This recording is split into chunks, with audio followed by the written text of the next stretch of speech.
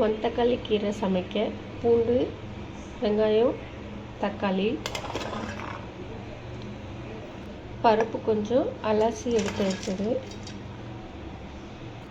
பச்சை மிளகாய் ஒரு 5 6, கீரை மணத்தக்காளி கீரை அலசி எடுத்து வச்சுக்கணும். அது இதுக்குள்ளே போட்டுக்கலாம். தேவையான அளவு தண்ணி ஊற்றிக்கலாம்.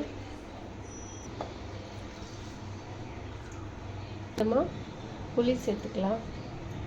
அப்போ தான் நல்லாயிருக்கும்.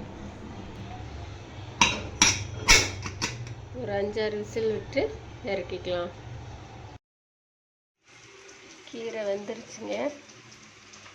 வாங்க கடைஞ்சி தாளிச்சிக்கலாம். கொஞ்சமாக கல்லுப்பு போட்டு கடைஞ்சிக்கலாம். இதில் மாற்றி கடைஞ்சால் சீக்கிரமாக அரைப்பட்டுரும். பாருங்க, நல்லா கடைஞ்சாச்சு.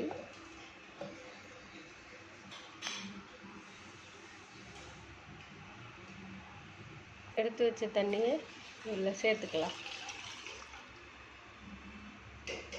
இப்போ தாளிச்சிக்கலாம். எண்ணெய், கடுகு, கொஞ்சமாக சீரகம்,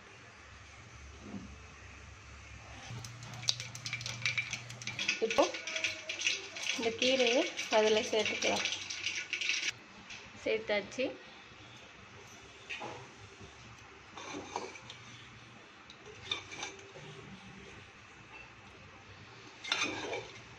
இப்போ கீரை பருப்பு கடையில் ரெடி.